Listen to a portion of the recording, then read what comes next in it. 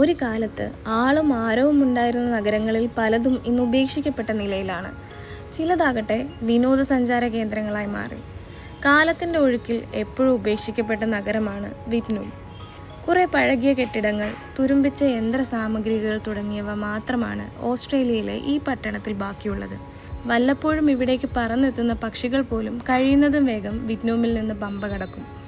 നീല ആസ്ബെറ്റോസ് ധാതുക്കളാൽ സമ്പുഷ്ടമായിരുന്നു വിറ്റ്നൂം. പ്രകൃതിദത്തമായി കാണപ്പെടുന്ന നാരുകളുള്ള ധാതുക്കളുടെ ഒരു കൂട്ടമാണ് asbestos. Cement, roofing, insulation, automotive, brake ലൈനിങ്ങുകൾ തുടങ്ങിയ നിർമ്മാണ വസ്തുക്കളുടെ നിർമ്മാണത്തിനായി ഈ ധാതു ഉപയോഗിക്കുന്നത്. വിറ്റ്നൂമിൻ്റെ സാധ്യതകൾ മനസ്സിലാക്കിക്കൊണ്ട് പട്ടണത്തെ തേടി നിരവധി പേർ എത്തുവാൻ തുടങ്ങി. 1950കളോടെ സ്കൂൾ, പോസ്റ്റ് ഓഫീസ്, ആശുപത്രി, നൂറുകണക്കിന് കുടുംബങ്ങൾ എന്നിവയുള്ള ഒരു പൂർണ്ണ പട്ടണമായി വിറ്റ്നൂം വികസിച്ചു. എന്നാൽ പട്ടണത്തിലെ മനുഷ്യരെ കാത്ത് വിറ്റ്നൂമിൽ പതിയിരുന്നത് ദുരന്തമായിരുന്നു. അന്തരീക്ഷ വായുവിൽ തങ്ങി നിൽക്കുന്ന ആസ്ബെറ്റോസ് കണികകളായിരുന്നു വില്ലൻ. ശ്വാസകോശ സംബന്ധമായ അസുഖങ്ങൾ മൂലം തൊഴിലാളികളും അവരവരുടെ കുടുംബങ്ങളും മരിക്കുവാൻ തുടങ്ങി.